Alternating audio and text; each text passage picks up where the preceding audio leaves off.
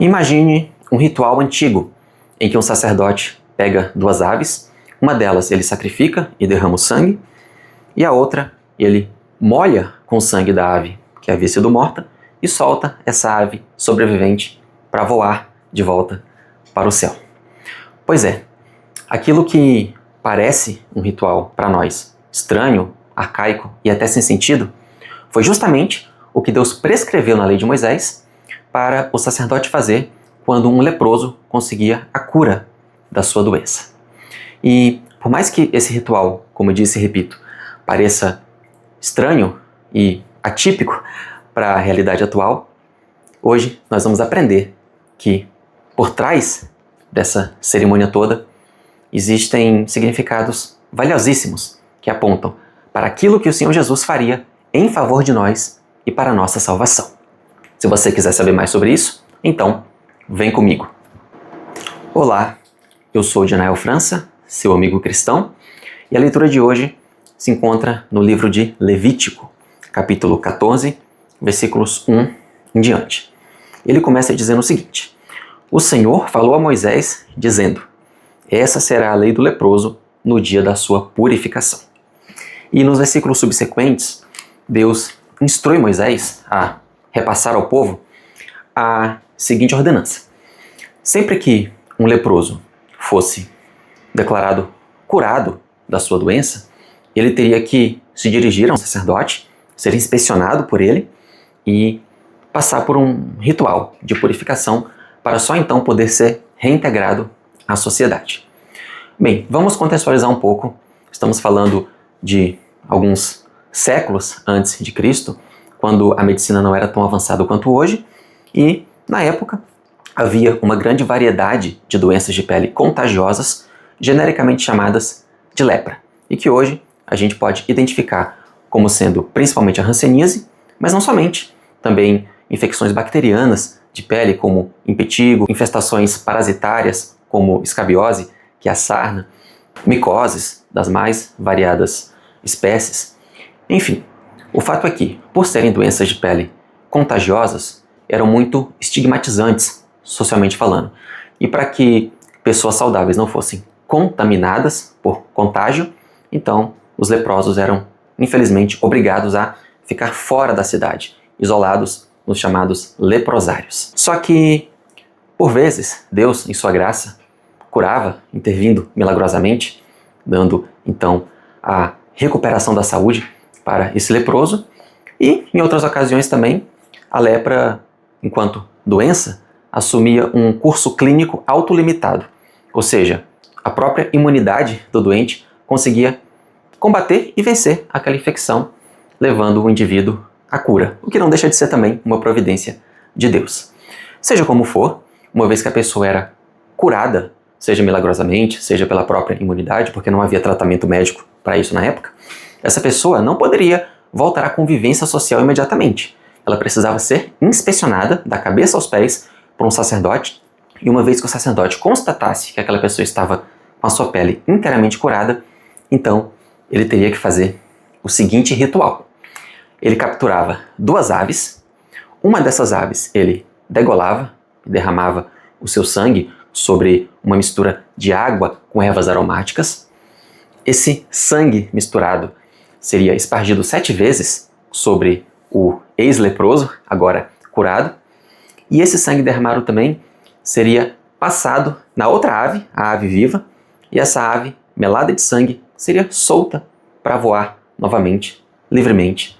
em direção ao céu. Somente então, assim, o leproso poderia voltar à convivência social normal. Parece um ritual arcaico e até sem sentido para a nossa realidade social, cultural e médica nos dias de hoje. Mas só parece, porque na verdade, por trás disso, existe uma mensagem muito preciosa. E bem, antes de falar exatamente dessa mensagem, é sempre importante a gente lembrar que, em se tratando da Bíblia, da Palavra de Deus, notadamente do Antigo Testamento, a gente precisa ler a Sagrada Página como que em 2 camadas. A primeira camada, que é o sentido literal, histórico, ou seja, aquilo que de fato estava acontecendo, e uma segunda camada, que traz significados proféticos, espirituais, sempre apontando para a pessoa e para a obra do nosso Senhor Jesus Cristo, do Cristo que viria. Muito bem, dito isso, eis a chave para que nós possamos compreender esse ritual de purificação. Pessoal, a lepra, essa doença tão estigmatizante de pele, simbolicamente falando na Bíblia, é uma figura do pecado.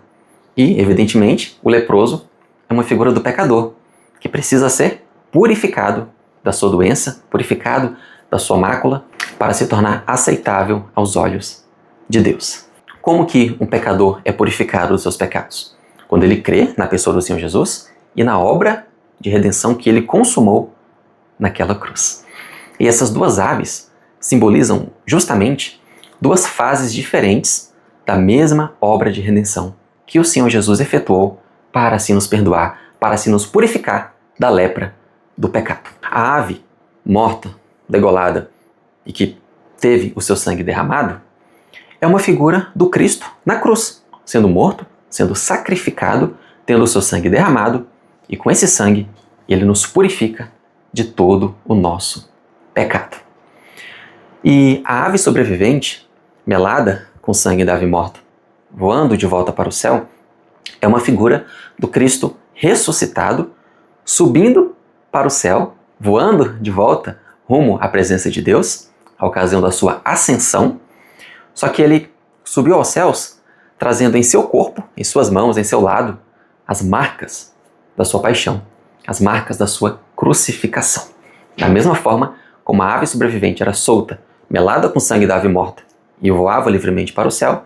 Jesus, ao voltar para o céu,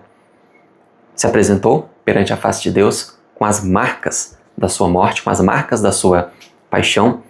e aquele sangue apresentado perante Deus é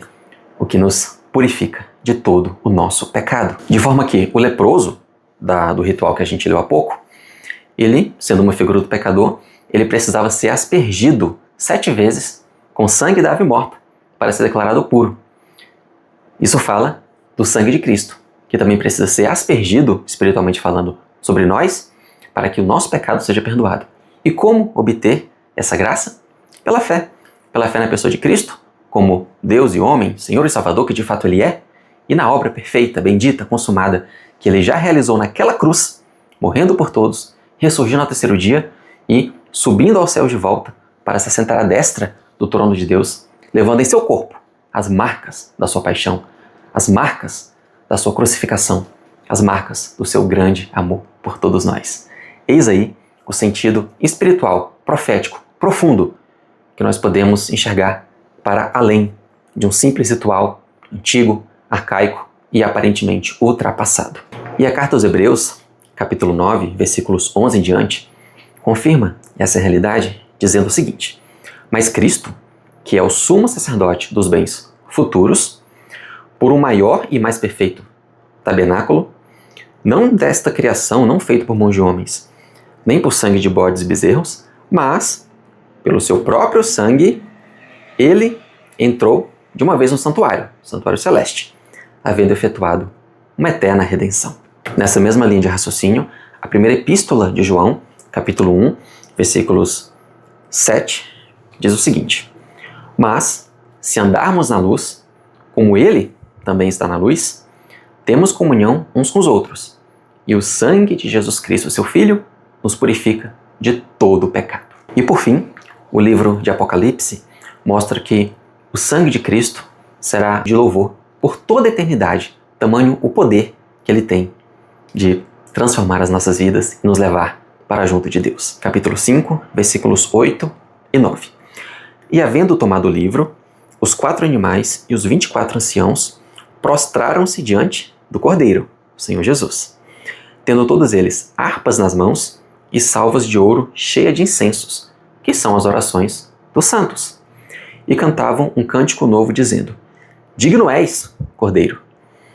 de abrir o livro, desatar os seus selos, porque foste morto, e com teu sangue compraste para Deus homens de todas as línguas, raças, tribos, povos e nações. Sim, o sangue de Cristo é lembrado constantemente no céu tamanha a sua eficácia em nos purificar de todo o nosso pecado. E o que então nós podemos concluir a partir disso tudo?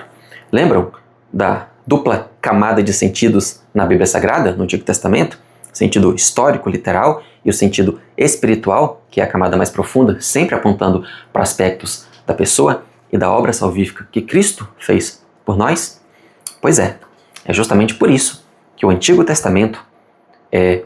uma parte da Bíblia que vale muito a pena ser lida,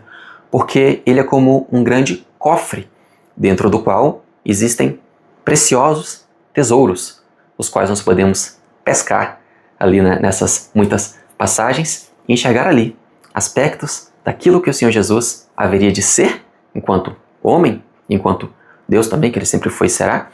e a respeito daquilo que o Senhor Jesus haveria de fazer em nosso favor, para nos salvar, para nos resgatar. Ele deu a sua vida na cruz, derramou seu sangue abundantemente ali, morreu para que nós pudéssemos ter vida, vida em abundância, vida eterna.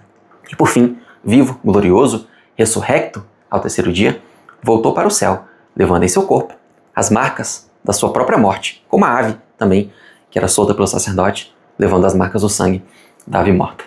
E eis a base sobre a qual Deus nos perdoa, Deus nos aceita em sua presença, tão somente que venhamos a crer, a receber a Cristo como nosso único e suficiente Salvador, e assim nós podemos então andar na luz, sabendo que o sangue de Cristo nos purifica de todo o pecado, e podemos também nos encantar, nos regozijar em enxergar na Bíblia Sagrada os muitos tesouros que Deus deixou ali para que nós pudéssemos contemplar e adorar a Deus e ao seu Filho Jesus por tudo quanto o Senhor tem feito em nosso favor.